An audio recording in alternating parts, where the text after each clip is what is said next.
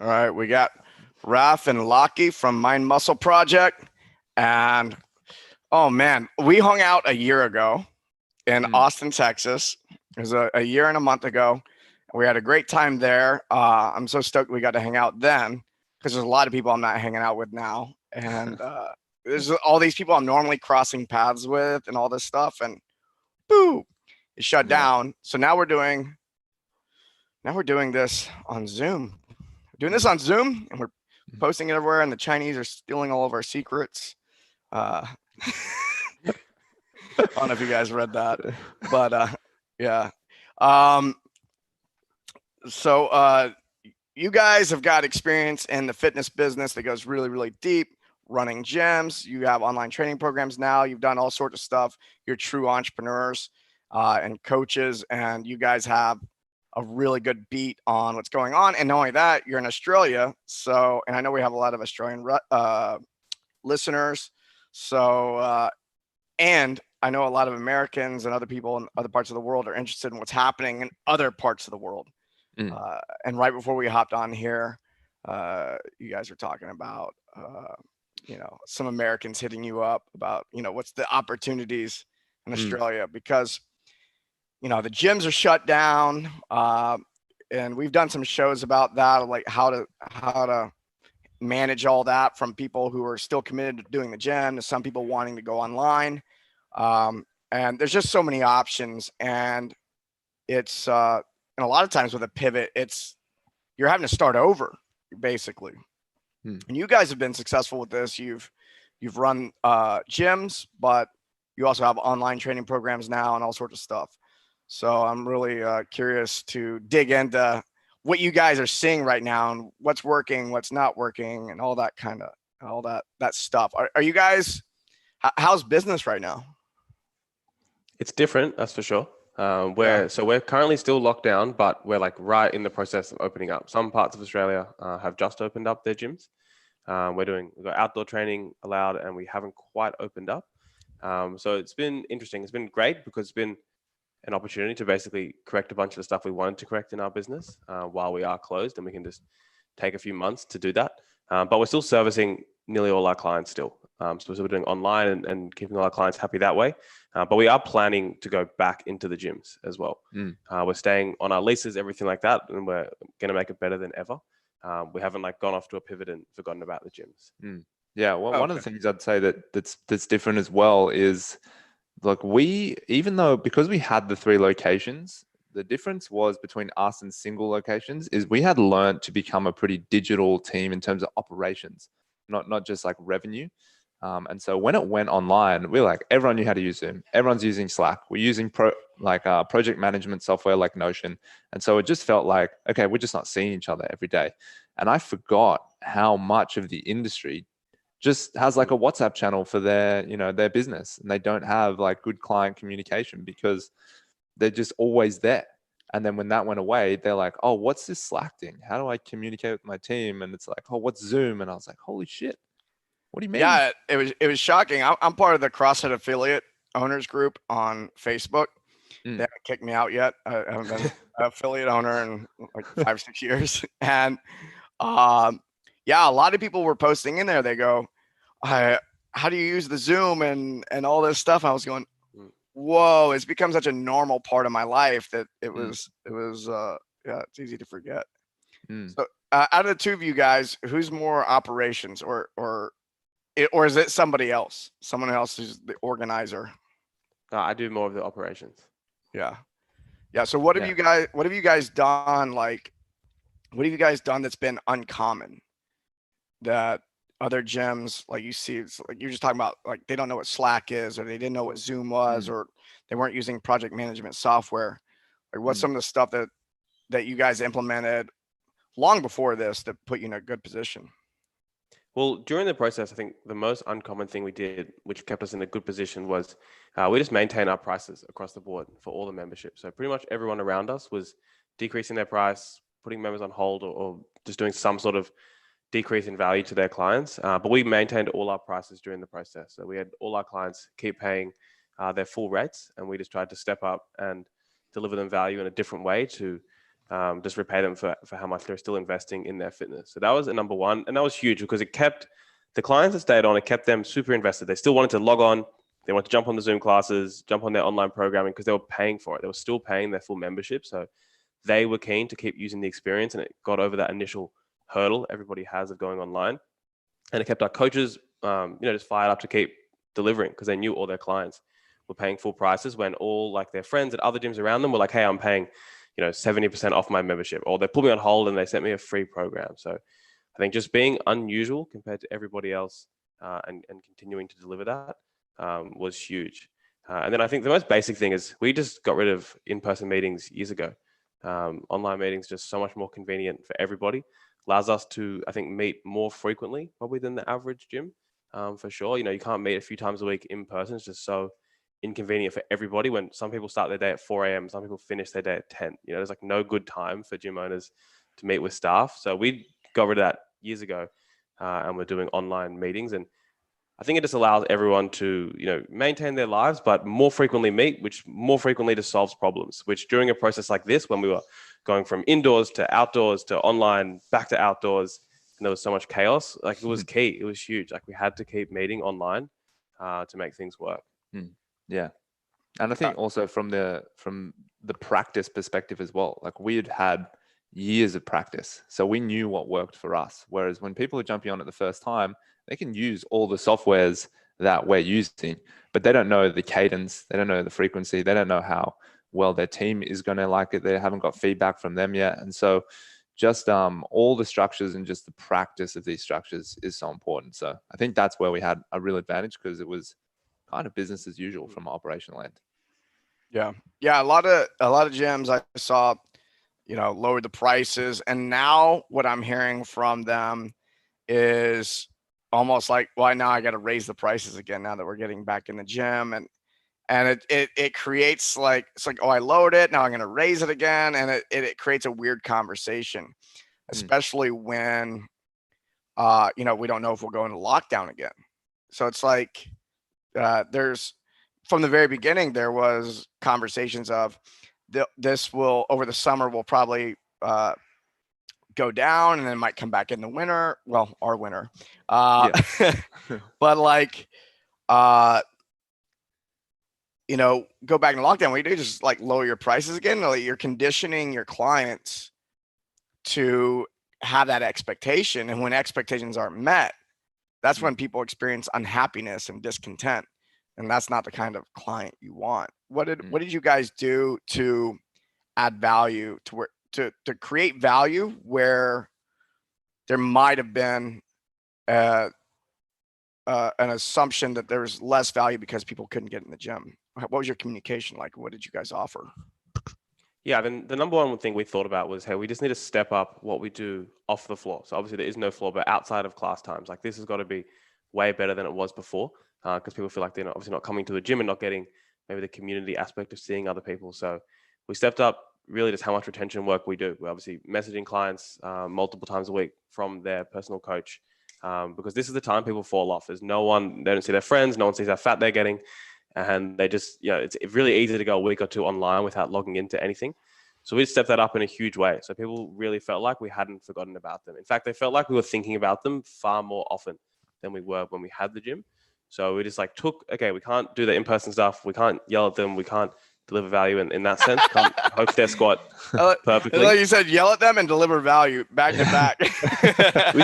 That's one thing you really miss. We felt was like, you can't deliver that big motivation that you can often in person and inspiration. It's not exactly the same when you message someone or review a video or even coach them on a live class. It is different.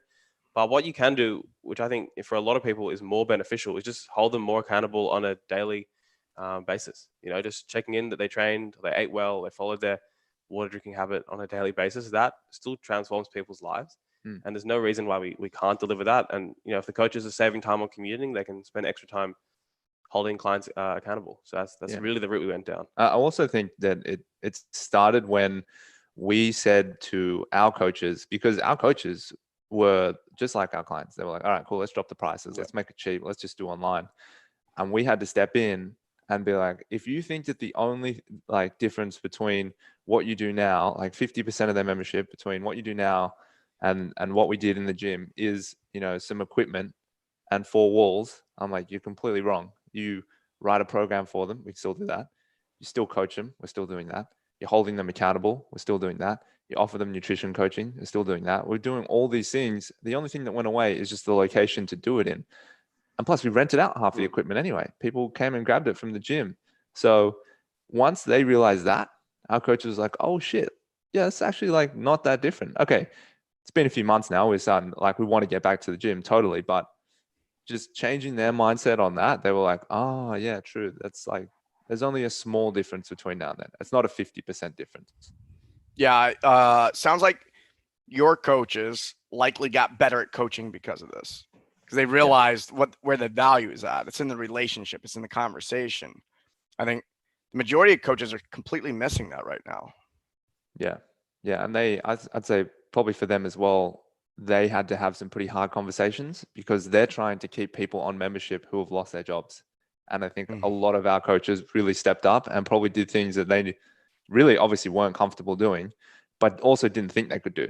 So I think our coaches built a lot of self-belief in themselves as well through just hard conversations. Yeah, one of the things I'm looking at with this, even if someone loses their job, the amount of value that we bring as coaches it's become more valuable. Yeah. So to the individual, because if they're at home, they're not doing anything. Yeah, I'm blown away. But it's easy for us, right? We've all been in fitness our whole lives, and the idea of not training is just kind of silly. It's like, yeah, well, I'm sure for you guys and for me, it was like I have more time to train. There's there's less time spent at restaurants eating out, and there's less networking or whatever. And now I'm gonna work out and get in shape. And then it was so weird to start hearing. I started hearing the feedback. By the way, I tucked myself away out in the desert by myself. So like I said, COVID freaked me out. No, not really. But I started hearing reports back because we live in a bubble, right? And like we live in this fitness bubble where it's like, yeah, this is a great opportunity to train. And I start finding out that people are going, yeah, I'm just gonna fuck it, fuck it. I'm gonna like just sit on the couch and eat Cheetos. And I do know some people that did that. Even people who are normally in shape were like, fuck it. I'm just gonna watch some TV, eat the Cheetos. And do you guys have Cheetos there? Yeah, we got Cheetos. Okay. They're not very popular. Okay. And then, but yeah, a lot of people have gotten overweight and they're out of shape and they're depressed and there's a lot of stuff not going right. So like the value of coaching is super, super high because people are all missing community. They're missing all that kind of stuff. Have you guys done anything community wise? During this process, we haven't really pushed it that much. We have done some stuff. To be honest, our gyms are spread all across Sydney, right? So there was already quite a spread apart community. So it wasn't like everyone saw each other every day and that was like their best friends. Everyone came. Everyone was from different parts of Sydney. They come in, they get it done and they go to work.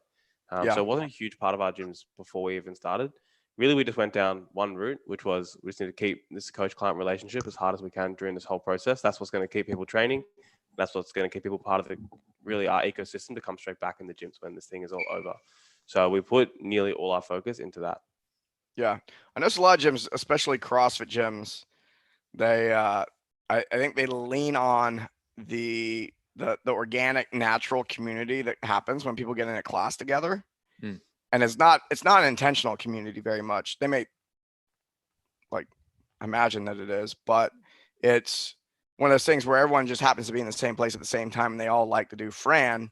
So we're all friends now, right? And so a lot of that happened, a lot of that comes together, and then this situation sucked that away from them. And it comes down to I like what you guys are saying here, that so much about the coach-client relationship. And that's the one thing that when I met you guys, it stood out that you guys were much heavier on the coaches having a direct relationship with the clients and not so much about being cheerleaders in front of a class. Yeah. And I would also speak to the fact that if, a lot of people are scared that if they get their coaches too close to their clients, they'll get up and they'll leave and they'll start their own gym. It's never happened to us once. And it's just because there's other things you can do in your business to stop that happening. Like being super transparent with your coaches about the operations of a business and what we do on a day-to-day basis. Because when we started at CrossFit gyms and the owners kept everything behind closed doors, we just imagined that they had an amazing life and that they had all this free time and all they did was come in and train and make all this money. When we tell them it's the opposite, it's Raf's on spreadsheets, for 6 hours a day, and I'm, doing marketing campaigns and Facebook ads and all this stuff. And it's all very hectic and very complicated. We're very transparent about that. We're very transparent about how much money the gym makes and the profits and all that stuff and how it gets distributed through the company. And so we don't really have any of those issues because no one's telling themselves a fantasy about what it's like to be a gym owner. So when we share revenue and invest properly in our coaches, they're like, this is the best job in the world. I'm glad I don't have to do their job, Yeah, most gym owners I've met, they started the gym because they were unhappy with the gym they were at. And they, have all those assumptions about how things are. Then they go open the gym and then realize that this is, it's a good kick in the nuts. A very hard kick in the nuts. Yeah. Yeah. It's like, oh, now I get why, the gym was being run like this. Cause I think most people start a business because they think they can do it better. Yeah. So I love that transparency piece. And for a long time, I was afraid to, I remember sitting and wondering like, okay, I hear this transparency in business is supposed to be a good thing. And for a long time, I lacked the trust. I didn't trust my staff to know that, oh, we're making this much money per month. And for them to understand that this is getting allocated over here and over there. I think part of it is because in the beginning, I enjoyed a lot of success, but didn't necessarily know why. And so it's like, I almost couldn't tell them. Like I didn't know why things were working. So then, and there's a lot of money happening. So it was like, I was scared to reveal it and I didn't trust that they could handle it. And I'm just now realizing this as I'm saying it. I'm like processing this out loud. I'm like, oh shit, I just didn't know. I couldn't explain it well enough. I didn't trust myself to be able to explain it in a way that wouldn't be perceived as like, oh, we're making like really good money and Mike's just, fucking off. He has no idea. Doing whatever. It's like people ask me what I do for work. I'm like, I used to have a hard time answering that. Yeah. But how do you guys practice that transparency, and what all are you transparent with? Are you transparent about top line revenue and just how it's distributed as it goes down, or how's that work? Yeah, exactly. So we are transparent on more than a weekly basis, a couple times a week with how the whole business is going. And then I think what's important is then also showing each coach how they play a role into that as well, like where their portion of how they're contributing to it. And then it's great because then when they do well, they feel like, wow, I really pushed up the team. Or if they do poorly, they see how it actually does really affect the whole team. So that'll be everything from revenue. But then if it's running a gym, you also want to bring it down to clients as well, like how we actually go with clients and who's doing well on the team, who's not doing well on the team, who's losing clients, who's gaining clients. So everyone can start to see how their impacts like really do impact on the goals of everybody. And then also sometimes, often with the gym, everyone's struggling at the same time, and it kind of opens that up. Hey guys, like we're all having a tougher month this month. And then other months when it's just like a good time of year, it's like, hey, everyone's doing really well. So you're doing well, but so is everybody else. And it's not that you've done some magic in this month as well. So we keep that all transparent. And I think exactly what Lockie says, it stops. If they just guess, their guess is obviously not going to be correct. But then also it's usually going to be, most people just like tend towards, they tend towards like some sort of more negative or like I'm maybe potentially getting ripped off sort of scenario. If you split a session with a coach like 70-30, they take 30 and you take 70, they're going to assume you pretty much take the whole 70 and just spend it on like an outrageous dinner that evening. On a watch. Yeah, you got to start to break it down, because that's exactly what I would have assumed if my first coach was like, hey, I'm going to split it with you this way. Like this makes no sense. Yeah, how could you possibly do that split when I'm the one working? Yeah, you're spot on. I have a lot of coaches that come to us who think I'm tired of the gym taking 70 or 80%. I'm like, okay, it's good. I'm glad that like if you're fed up with that, that's fine. But just know that what the other option is to get into entrepreneurship. The other option is now you're gonna have to run marketing and sales and financials, and Like your job, like you may be collecting 20 or 30%, but your workload is gonna 10x. So It's for like, punishment, they should be forced to go run a gym and give their coach 70, 80% and then see how they enjoy it. And then give they'll their change their coach. mind. Yeah, if the coach did it, you know, if they go in, and I think that does happen sometimes, they go in and try and give like a really more like flip the script and give a really generous cut to the coaches, and then it's more Oh, enjoyable for them to run, you know, and they'll realize that pretty quickly once they start running the business. yeah. Yeah, like we had a young guy in our organization. It's actually he's the longest standing coach now. But it was interesting when he first came to me, he was only 21 and he had aspirations of running a gym. And, you know, you don't ever talk anyone out of that, you know, out of their excitement. I'm like, yeah, cool, man. Look, work for me.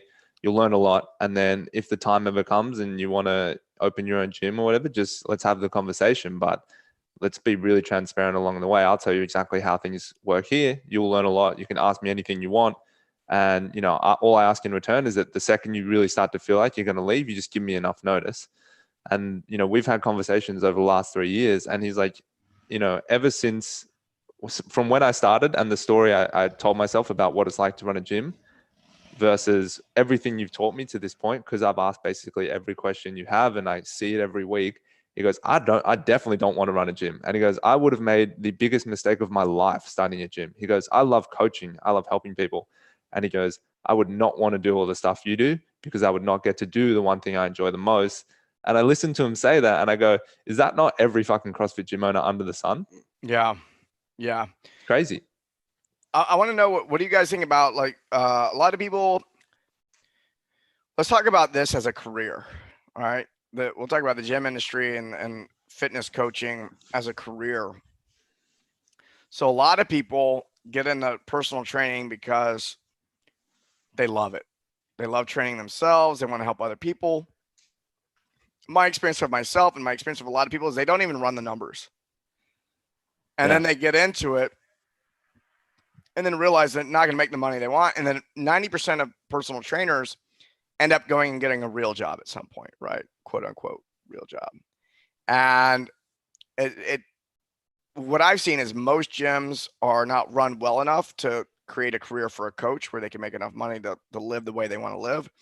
And then most gym owners on top of that aren't running gyms where it's actually making enough money.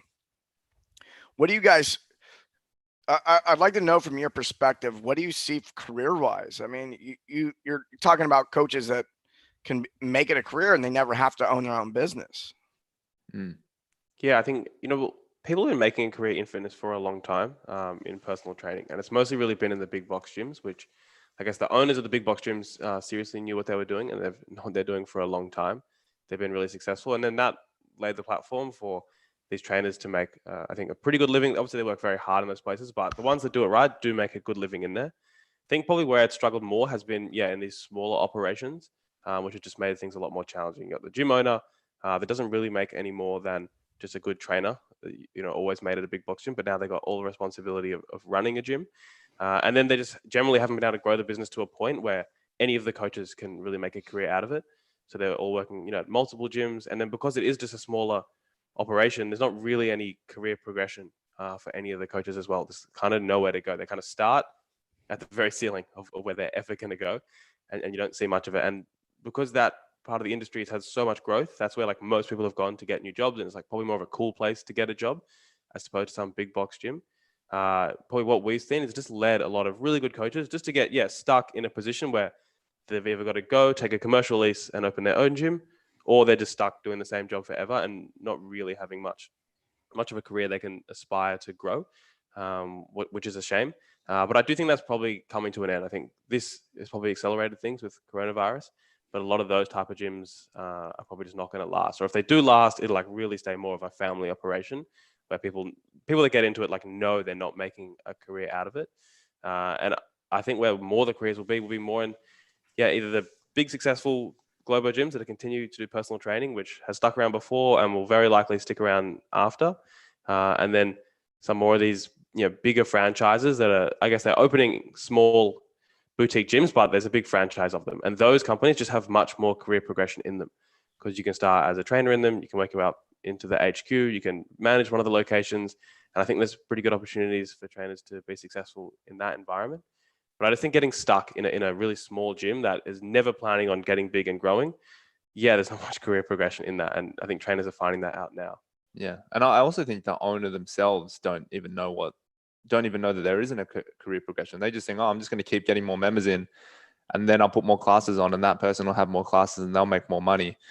But, you got to think of it in the future. Okay. If, it takes, say, $75,000 to have a full-time wage, and it's better than working in another industry for lifestyle reasons or whatever. Okay, how does that fit into if staff costs are going to be, say, 40%, capped at 40% of revenue? Okay, how much revenue is that? And how many coaches fit into that 40%? And where does my pay fit into it? And then once you start running the numbers, you might realize, well, actually, I only got room for one full-time coach at $75,000 a year, if this much revenue, which is 100 members. Okay, I actually need a model that can support 200 members or 300 members, and then they start realizing, oh my God, the model I've got now, no one can have a full-time career out of this. Definitely with not the pay scheme I'm on. And even people that I think have cut their coaches in a full-time salary or whatever also have realized, now I'm not getting paid any money and I don't have anything left over, and the business doesn't have anything left over to grow. And I think, like Raf was saying, with this lockdown and everyone putting the whole thing on pause and like zooming out and having a look at it and not being in the day-to-day all the time, everyone's like, oh shit, this is not working. And like, I was just lying to myself. And so they're running and they're just like, this is it. Like, we know heaps of gyms that are shutting down, all kinds of gyms, franchises, CrossFit gyms, boutique gyms, commercial fitness, fucking Gold's Gym went bankrupt. And then other option is they go online, or they change their model. They choose a completely different model and they realize they're going to have to grow it a lot more aggressively. Yeah. I've witnessed, I've witnessed a lot of gym owners have that come to Jesus moment recently, where it's like, I'm selling my equipment. I'm done. I'm washing my hands of this. I remember my come to Jesus moment where I remember I think it was like a Tuesday night or no, it was a Wednesday night. I'm at home.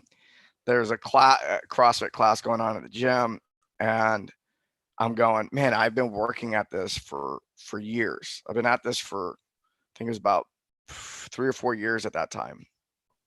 I go, all right, I'm making okay money, but I'm, close to 200 members, which is close to capacity and all this stuff. And I go, I've screwed something up. I go, and I sat down, I go, how much money do I actually want to make? And I wrote the number down, and then I started reverse engineering what each member would have to be paying and all that kind of stuff. And I realized what that number was. And then I freaked out because I realized that somebody might be at the gym signing a contract right now for an amount that's too little or for not what we really want to do. It was after that moment in time, all business changed for me. And I was like, oh yeah, why would you ever start a business that won't work? But it's what you're talking about is most people haven't taken the time to reflect. They've just been doing what they see the guy down the street doing. And they assume that is what works. It's $150 a month, 150 members. I'm good. Like, that's how much money? Oh, that's a lot of money. Someone who's never run a business before, like, $30,000 a month sounds like a shitload of revenue, but it gets eaten up like that, right? It's so quick. Yeah, I think a lot of coaches and a lot of gym owners I think they obviously should redo their model. I think that the affiliate model's not good. But I think you should also look at your business plan and see a really conservative amount of clients, say like 50 to 60, and be like, at this point, I'm making pretty good money. Yeah.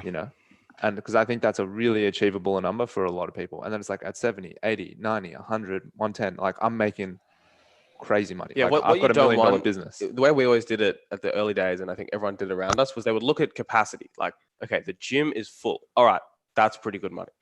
Which is a funny way to do it because, within the four walls you're doing, basically like, okay, so we hit a crazy home run and we maintain that home run. And at that point, we're making pretty good money. You've forgotten about, the whole way up to getting towards that. You've forgotten about the plagues are going to rip you away from that again. And all those times you're like losing money or it's a struggle and it's super painful and you might never even get there. And like that's not how you want it to be. You know, you want to be, it's really good up until the point. And yeah, if we get to the home run, unbelievable.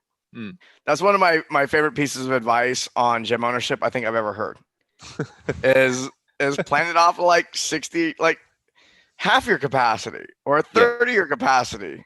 Yeah. But everyone does that. They go, well, I can fit 200 members in here, you know, if I do the math. So I'm just going to base all my numbers off 200. Yeah. Like, that never fucking happens. It's stupid. Well, yeah, it's like you hit 200 for a month and the next month it's not. Yeah. If people did it at 50% capacity, firstly, I think the main thing that people would realize is they are undercharging so much. But the second thing is people might not even open. They might be like, I don't have the balls to charge people that much money. I don't think I can deliver a service for that much money, you know? Yeah. Well, when I had that realization, I had to ask myself, I was like, I either have to shut down the gym or I have to change my pricing dramatically. And changing the pricing is uncomfortable, but fuck it. I'm not going to shut the gym down. And that's what caused the transformation, that first transformation around money that I had trouble with.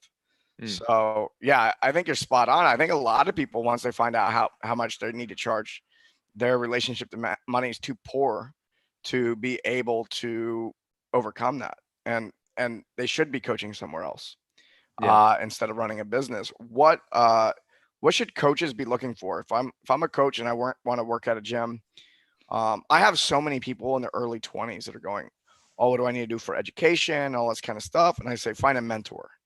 You know, if you want to own a gym, do what Lockie was saying, go work with a gym owner who's killing it and find out, you know, spend years. Because every 20-year-old wants to be making millions by the time they're 24. So fucking Instagram and TikTok. yeah. Photoshop Lamborghinis and fake Rolexes. Yeah. Well, a lot of that's gone away recently. Yeah. I want to say like a lot of the celebrity stuff has faded. No one wants to see anyone on a yacht right now. That's what I've noticed. No one wants to. Everyone's like, there's a lot of people in pain right now, and a lot of people like the celebrities have kind of lost their oomph. From what I've noticed, people have become much more practical throughout all this, which I think it's a good thing. It's a good thing. We'll find out. Yeah. We'll say it's good, and then we'll see. Yeah. I don't know. It is. Celebrities holding a lot of influence is a little scary. It's a little scary. Yeah. So what is somebody who goes, look, I want to get into coaching. Like, a lot of coaches make a mistake of going to a big box gym that has no career path for them. Like, what should they be looking for in an employer? Yeah, I think, you know, a good one that we like to do when staff come to us is just set more of a long-term plan than what we're going to do next month, which is when we got a coaching job, and what I think most coaching jobs is just like, hey, this is what you're going to do at the beginning.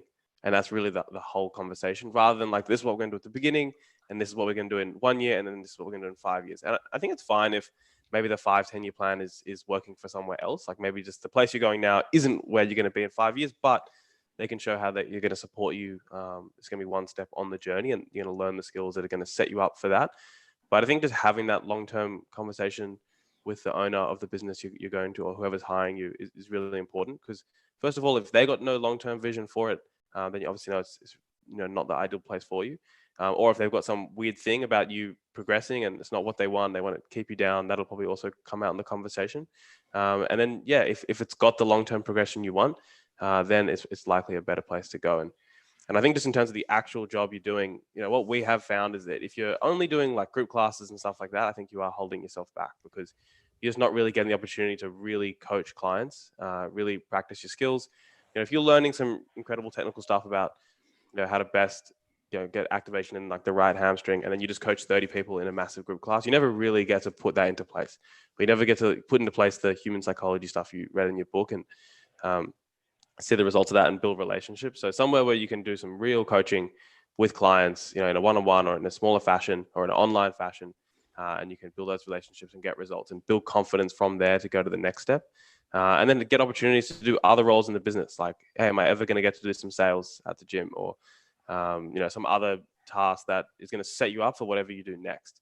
I think if you're only just coaching like a big group class, and that's like really the only role you do, and getting to mop the floor, then that's maybe on like a 6-month, 1-year job for you, and you kind of learn everything you're going to learn, and then it's time to go to the next thing. I also think that a lot of coaches, when they're young, in their early 20s, they have so much energy and so much resilience that they just think, okay, how much of my time can I trade? Because they have so much energy, right? So how many hours can I possibly work to make the money I want to make? And so they start, building out 40-hour, 50-hour coaching weeks, and very soon realize after a couple of years that this is completely unsustainable. And so I think any sort of career path that involves those giant 30, 40, 50-hour weeks should be a huge red flag, because there's going to come a point where you are going to want to take a holiday, you're going to want to party and not have to wake up at early morning on a Saturday and coach a class hungover. You're going to want to just be a normal 20-year-old and just have fun, right? And just enjoy yourself. And if you in a career that doesn't allow you to do that, you might look back on it in 3 or 4 years and kind of regret it. It's like, fuck, I had so many good years and I just ended up working all of them away for $25 an hour, and it wasn't really the best money or the best use of my time, because I was tired all the time. I rocked up to class, I was giving an average service because I was exhausted. I ended up hating it, and then they leave the fitness industry, right? That's such a common story. Whereas if you can find something that's good money for 25 on the floor hours, maybe less, and then some other areas of the business, I think that's a really good sustainable way to kind of get your feet wet in the beginning. Yeah. You guys gonna be hiring after this? Americans only. We're taking on refugees. They're coming in on boats. We're gonna if it's not safe to go back to their home country, we'll take them. We're gonna do sponsorship visas, but you're gonna work for free. We'll let you sleep in the gym. Has Corona got your country? Are you still in lockdown? Yeah. Oh, shit. Oh man. So it's easing up there right now. It's easing up. And I think so we'll be back. We never know. There could be like a second wave, whatever, and it comes back again. But we've already been through it now. Been through it for 2 months. And now I'm like, hey, if we had another one, I'm like, whatever. We just did one. It's not going to be any worse than that. So I think the fear aspect of closing down is like gone compared to how it was maybe in March when we first heard this thing. Yeah. So we're not too worried about that. And then I think, just the economic situation here is probably not been as crippling as it has been in the States. We're lucky to get more support from the government, definitely, than the gym owners we've heard over there. And there definitely will be consequences, and it won't be the same as it was before. And like Lockie said, gym models will have to change. But the obvious thing is that people are prioritizing their fitness more than ever. Like home gym sales are like completely off the hook. I don't know. It's probably been like 5 to 10 years worth of home gym sales. Can't get a kettlebell these days. Of this year. If you just look outside, because we live where it's pretty condensed where we are right now. And almost any time of day, you look around the apartments, you can see somebody exercising on a veranda or like inside their window, doing some squats. And like you never saw that before. So what's obvious is that it hasn't gone out of fashion. If anything, it's come way more into fashion, because it's like the one thing on there is, okay, I'm stuck at home. I've got to find a way to exercise. So as long as the demand is there, we know that it's going to be fine, and we're going to reopen. And there's going to be people that want to get in shape. We'll be there to service them. Yeah, the one thing we're strongly encouraging gym owners and professionals to do is to have a long-term online revenue stream, because you need something that if this is to kick off again, or honestly, if you feel like you want to shut your gym, you have a backup, like you've built something within, because having a gym and having online is better than just having online to bring in leads. Like you have like an actual physical location that makes you more legitimate than just the online trainer at Fitness First. You can say, I run this gym, I do this, I do that. It gives you an opportunity to build up an online client base or a good online revenue stream that if you decide, hey, you know what, it's probably just easier to shut this gym down, you have the advantage of having those 4 walls to build up that online revenue stream. And there's obviously heaps of different ways to do it. You can just do like obviously straight programming, you can do live classes. There were so many variations of it that we've seen, but you should still have something ongoing that's sustainable, because now, it's so unknown. Anything can happen, and so online is secure. It's bulletproof. It doesn't go away. So that's something we've been working hard on. We were kind of building it out already, but now obviously it just kind of accelerated the process. And yeah, we're like encouraging everyone to build out something like that for themselves. Yeah, I would say that not just go online, but do it well. And it's 100%. like hearing what Raf is saying is like, oh, we'll do it again. But I know a lot of gym owners that went online and it wasn't done as well. They don't have the experience that you guys have. And when you get into online market, you actually start competing globally, not just locally. Yeah. So if you don't do it well, if you do it okay, then it's going to work okay for a couple months. But if you're in lockdown longer than a couple months, people are going to start wandering off. So, yeah, I want to, I guess, warn people, don't just go online and create some online stuff. Like, make it as good as your gym. Like, make it add value too. Plus, there's such a good opportunity to create something online to support the gym members that's going to cause you to stand out when everyone goes back. Because all the gyms are going to come back. Well, not all of them, but some of the gyms are going to come back. Not all of them, a few of them. They're going to come back. And then, but like the ones that are going to stand out is like, if I go to a gym and okay, I can buy training, this and that. But if I also have this online curriculum I have access to and all this other stuff. And by the way, remember that lockdown we went through, or, remember the last 3 lockdowns we went through? Like, yeah, we're cool through all that. Like, we still got you. Yeah, I mean, yeah, I don't think this is the last one. Well, look at what F45 did. Is they obviously they're making moves in the States, and they've kind of they started here, so they're completely saturated their gyms, and they just to the detriment of their gyms, honestly. But a good move for the headquarters is they just made those home F45 gym packs. So it's like if you want to do F45 from anywhere in the world, there's not an F45 gym near you.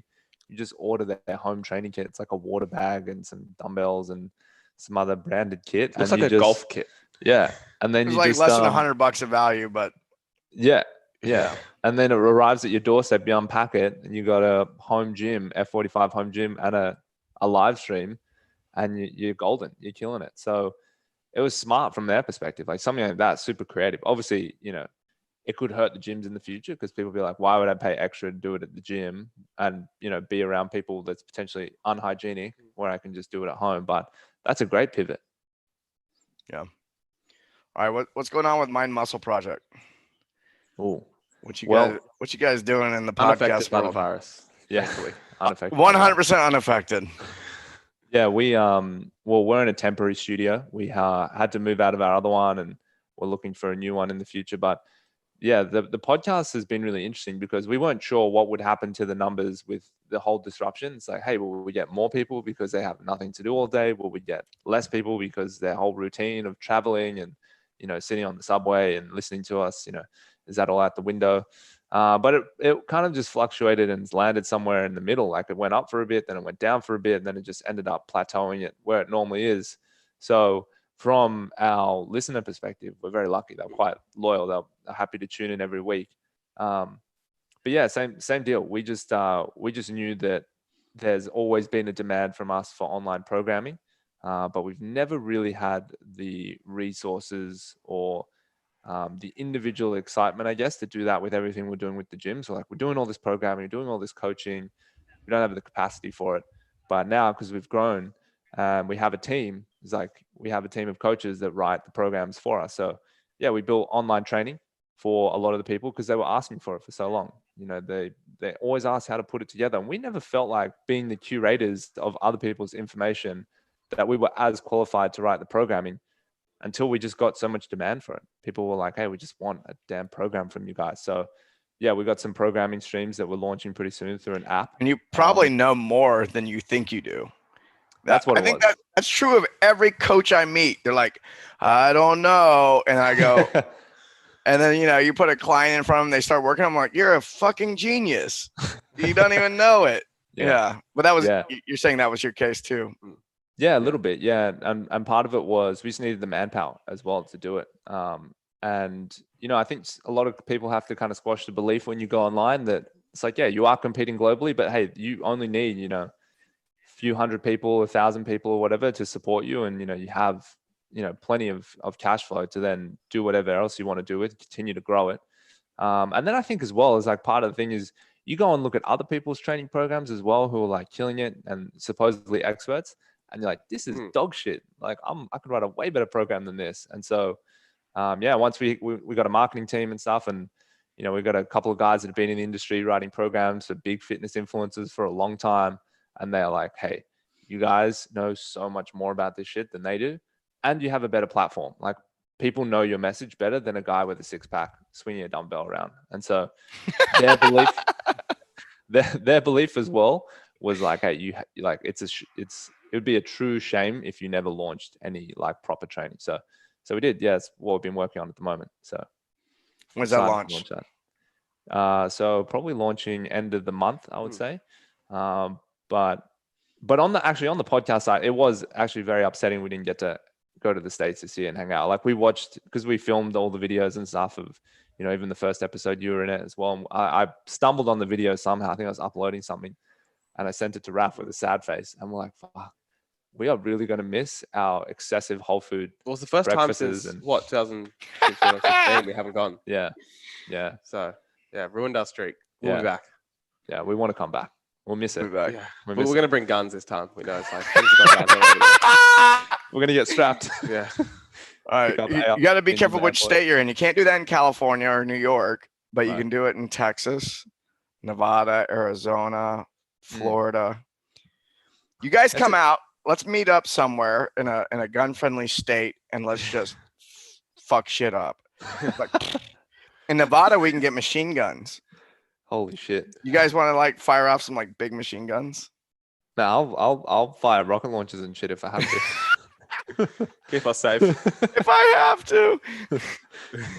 Oh, man, that's awesome. I'll try it all. Try it all. Yeah. Oh man, have you guys been working a ton throughout this, or what's the workload been like the last couple of months? Well, you had a kid, so yeah, your workload's been absurd. Dude, you had a kid. Yeah.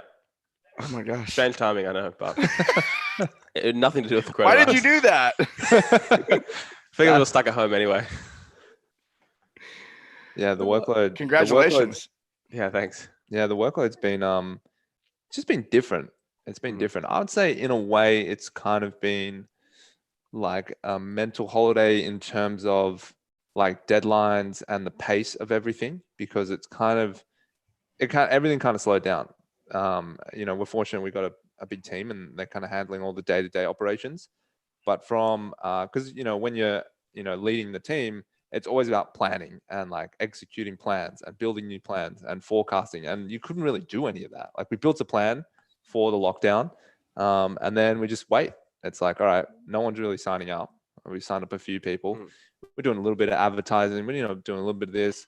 We're planning. We're building programs. But at the same time, it's like, all right, we don't know when we're coming back. We don't know no one can leave their house. So it kind of just for like what I would say like a 3-week period, like right when you had Ziggy, it was just kind of paused. Nothing really changed day to day. It just felt like the same day over and over again. It's like, all right, cool. Wake up, get a takeaway coffee, come back. Like, I don't know, go on the internet for a bit, watch YouTube, Netflix, do a workout, come back home. Like that was it. So for 3 weeks, I felt like the workload was relatively light in a way. And then like in the last 2 weeks, now that we're going back, it's felt like a lot. Well, now it's different because now I think we realize that you basically have like a once in a very rare opportunity to set the gym up the way you want to set it up. So we're trying to go back and say, okay, how can we correct all the wrongs or the things we wanted to correct that maybe would have taken 6 months through this transition, because you got to transition things slowly with clients and with coaches because everyone hates change. Now we're like, okay, we have like 3-4 weeks to implement all those changes before we go back and make the gym. They won't even notice. So now's the time. It is a great time. Yeah. Anytime there's a major change, it's a great time to do a lot of little changes too. Because everyone's not even exactly. You can just knock it out. You can blame it on that and just get it all done. Yeah. We got a scapegoat now. Whole model. Yeah.